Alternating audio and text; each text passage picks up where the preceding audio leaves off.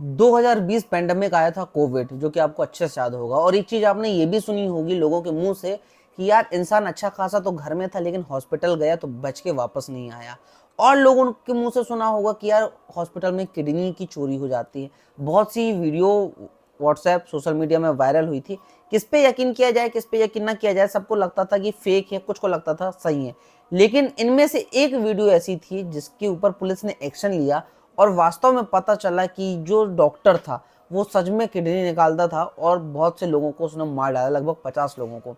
इससे भी ज़्यादा हैरानी की बात ये थी कि ये जो डॉक्टर था अपने जीवन काल में 100 से ज़्यादा लोगों को मार चुका था, 100-150 लोगों को। और इन लोगों को मार के मगरमच्छ को खिला दिया करता था, मतलब नहर में बॉडी फेंक दिया करता था। बहुत ही इंटरेस्टिंग स्टोरी है और रियल स्टोरी है। आप सुन के दंग रह जाएंगे और बोलेंगे कि भाई हैवानियत की हद यहाँ तक भी हो सकती है। स्टोरी की शुरुआत होती है 12 जनवरी 2004 की।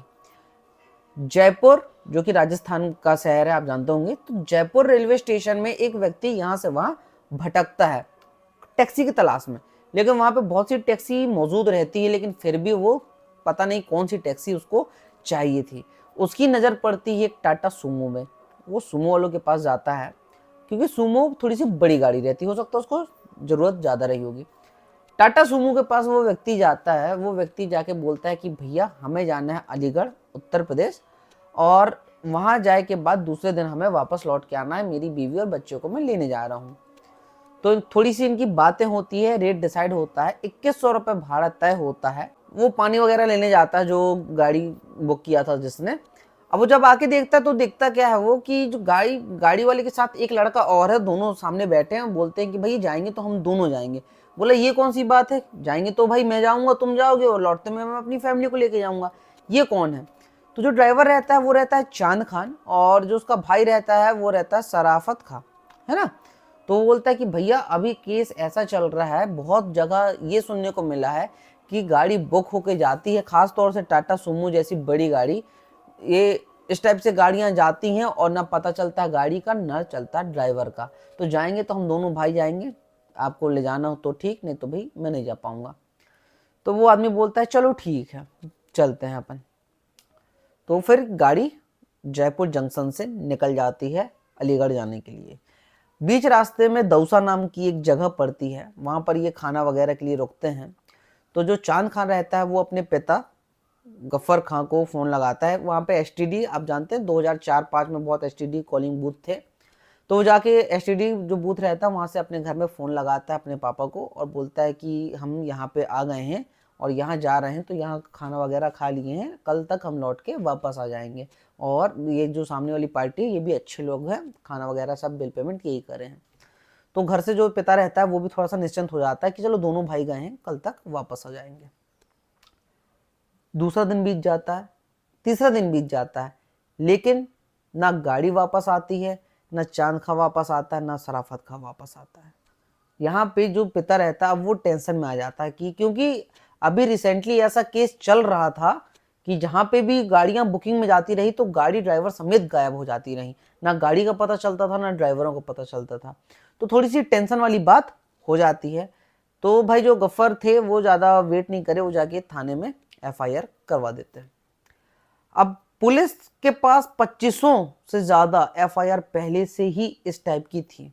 तो श्री हरीश चंद्र वीणा जी जो रहते हैं वहां के आईजी रहते हैं, वो थोड़ा सा एक्शन मोड में आते हैं कि नहीं अब इस केस को तो थोड़ा सा अच्छे से छानबीन किया जाए क्योंकि ये हो क्या रहा है आसपास, ये घटनाएं होती जा रही थी। तो जीआरपी थाना में ये रिपोर्ट डलाती है। वहां के थाना प्रभारी मंसूर अली और सब इंस्पेक्टर महेंद्र भगत, ये दोनों अपनी टीम के साथ सर्च में निकलते हैं। तो फिर पुलिस जब सर्चिंग मोड में आती है, अपना सर्चिंग वगैरह करती है, क्योंकि 2004 में सीसीटीवी कैमरा वगैरह तो थे नहीं, तो मैनुअली ही थोड़ा सा ज़्यादा सर्च करना पड़ता है।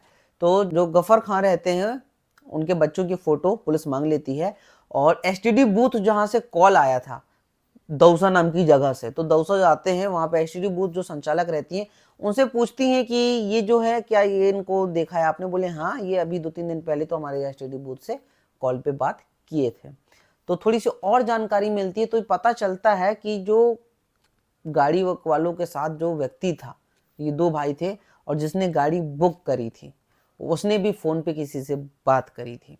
तो अब निकाली जाती है एसटीडी बूथ की कॉल हिस्ट्री। तो कॉल हिस्ट्री निकालने के बाद गफ्फर खान से और पुलिस पूछती कि आपको आपके बेटे ने और कुछ बताया था क्या। तो वो बताते हैं कि हाँ, इसने बताया था कि जो गाड़ी बुक करवा के जो जा रहा है उसका नाम है महेंद्र खंडेवाल। तो पुलिस एसटीडी बूथ से जो कॉल हिस्ट्री वगैरह निकाल लेती है महेंद्र खंडेवाल ने किसने बात करी थी। तो जो चांद खा रहते हैं वो अपने अब्बू से बात किया रहता है। जस्ट उसके कुछ देर के बाद महेंद्र खंडेवाल ने भी किसी से फोन पे बात करी थी।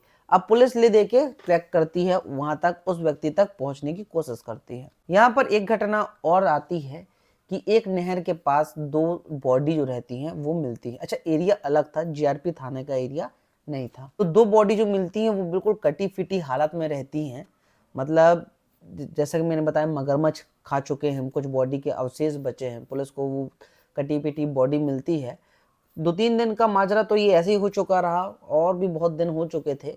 तो ये जो बॉडी रहती है वो उसको पुलिस लवारिस लाश समझ के, क्योंकि वहाँ पे एरिया अलग था, तो लवारिस लाश समझ के पुलिस फिर उसका अंतिम संस्कार कर देती है। लेकिन जो घड़ी, बेल्ट, चश्मे और जो कंबल वहाँ से बरामद हुई थी उसको अपने पास जब्ती बना लिया जाता है।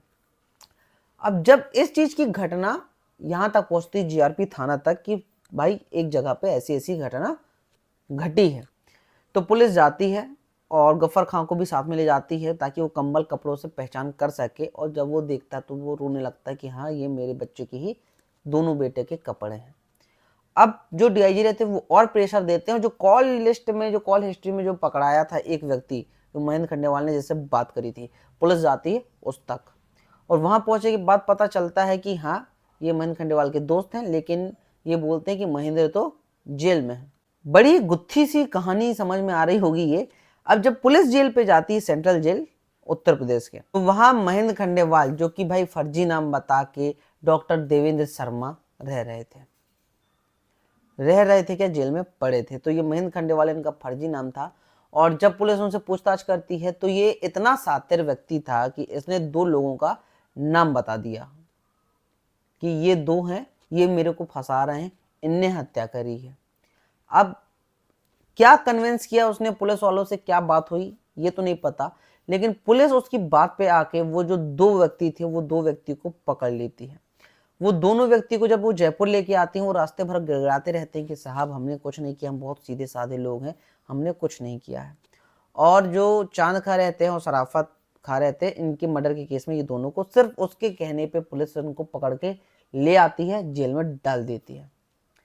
अब ये क्या करते हैं, पढ़े लिखे लोग रहते हैं, ये वहां से भी लेटर लिखते हैं डीआईजी को। और जब डीआईजी वो लेटर पढ़ते हैं तो उनको भी थोड़ा सा लगता है कि नहीं, ये माजरा इतना सा आसान नहीं है, क्योंकि अगर ये लोग करते तो भाई बताते, क्योंकि जब पकड़ा गए हैं तो फिर गुनाह तो कबूल किया जाएगा। लेकिन ऐसा नहीं है। तो डीआईजी उनको फिर से बोलते हैं कि इसको और बारीकी से चेक किया जाए। फिर पुलिस जब और पड़ताल करती है, और जो इसके साथी रहे जो 2 व्यक्ति, तो ये जो 2 व्यक्ति रहते हैं ये तो निर्दोष रहते हैं। और जो पुलिस जिनसे पूछताछ करने गई थी, राजा और रजवा नाम का एक व्यक्ति था और एक उदय नाम का व्यक्ति था, तो जब दोनों को तरीके से पूछताछ करती है तो ये उगल देते हैं कि हाँ, ये 2 निर्दोष हैं और हमने सब वगैरह किया है। अब क्या किया है, जब भाई उनको वहां से उठाया जाता है, रिमांड में लिया जाता है, किसको, डॉक्टर देवेंद्र शर्मा को, तो फिर यहाँ की एक जो स्टोरी निकलती है वो भी काफी इंटरेस्टिंग रहती है। देवेंद्र शर्मा जो डॉक्टर रहते हैं, बीएमएस डॉक्टर रहते हैं, लेकिन ये डॉक्टरी वगैरह नहीं करते, ये थोड़ा सा फर्जी काम करते रहता है, करते रहते हैं क्या, करते रहता है, थोड़ा सा फर्जी काम करता रहता है। ये गैस की एजेंसी फर्जी तरीके से ये यहाँ पे खोल चुका था और वहीं से काम धंधा चिंदी चोरी कर रहा था। और फिर उसको पता चला कि जो उदय और रजवा नाम का जो 2 व्यक्ति हैं, ये लोग भी गैस का काम करते हैं, तो ये उनसे मिलता है, पार्टनरशिप में वगैरह चोरी वगैरह का काम करने लगते हैं।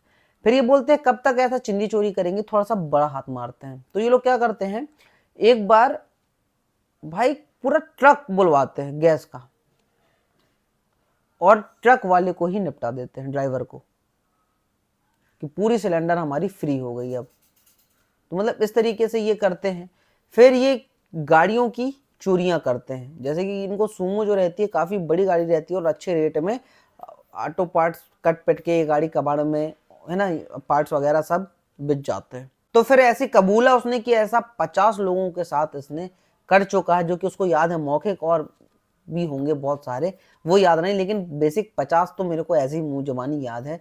इसने ऐसा कबूला कि इतनी चोरियां जो थी गाड़ियों की, जो ड्राइवर को, और ये सारी चोरी करते थे गाड़ियों की, पहले बुकिंग करवाते थे, बुकिंग से वहाँ पे जाते थे, इनका मर्डर करते थे और गाड़ियों को कटवा देते थे, और बॉडी से किडनी ऑर्गन्स वगैरह, क्योंकि डॉक्टर था थोड़ा सा वो भी लाइन थी उसकी, वहाँ से भी कॉन्टैक्ट थे, तो जो ऑर्गन्स रहते हैं वो भी निकाल दिया जाता था।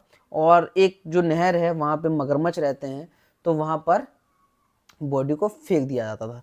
सबूत कभी नहीं मिले, बस पता नहीं है कैसे 2 बॉडी सामने आ गई। तो इसको फिर जेल हो जाती है फाइनली तीनों को।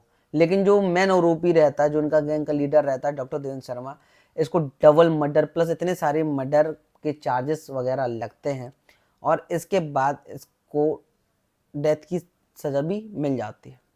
लेकिन आप देखेंगे हमारे भारत का दुर्भाग्य, मैं दुर्भाग्य ही बोलूँगा, कि ये भाई साहब वहाँ पे इतने अच्छे से रहता है कि लोगों को लगता है कि नहीं इसको फंसाया गया होगा, और बाकायदा जब ये पैरोल के लिए अप्लाई करता है तो इतना क्रिमिनल इंसान जिसने डबल मर्डर इकट्ठे और 50 से ज़्यादा मर्डर करके मगरमच्छों को जो बॉडी खिला दिया, ऐसे व्यक्ति को पैरोल से बाहर मिलने की मंजूरी मिल जाती है।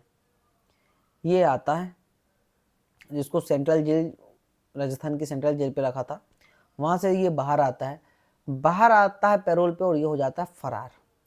और एक सुबह नाम की लड़की रहती है, उससे ये शादी करता है, दिल्ली में शिफ्ट हो जाते हैं, एक नर्सिंग होम चलाते हैं, बाकायदा डॉक्टर का पेशा धारण करे, दोनों मियाँ बीवी सब इलाज वगैरह करते रहते हैं। उसी टाइम पेंडेमिक कोरोना कोविड आता है, और तब जाके ये क्या करता है, फिर से अपनी जो पुरानी हरकतें थी इसकी, क्योंकि लालच बहुत गंदा था इसको, तो ये फिर लोगों को ऑर्गन्स वगैरह निकाल के सप्लाई करने लगता और लोगों को मार दिया करता था। कुछ की बॉडी को घर वालों को दे देता था कि डेथ हो गई, और कुछ को तो निपटा के गायब ही कर देता था। फाइनली जब ये वीडियो वायरल हुई, पुलिस जब इस तक पहुंची, तो फाइनली पुलिस इसको पकड़ ली, क्योंकि ये पहले से ही अपराधी तो था ही। इसके बाद इसको फाइनली ले गया, लेकिन आज की डेट तक इसको फांसी में चढ़ाया नहीं गया है। ये व्यवस्थाएं हैं हमारे यहाँ की, और जिसको देख के बहुत ही दुख होता है। तो ये जो स्टोरी थी बेसिक, बहुत ही घटिया किस्म का ऐसा डॉक्टर और ऐसा इंसान, रिसेंटली अभी जो केस है डॉक्टर का, इसके ऊपर भी मैं डेडिकेट वीडियो लेके आऊँगा। तब तक के लिए जय हिंद, जय भारत, और सतर्क रहें, सावधान रहें, अपना और अपने घर वालों का ख्याल रखें।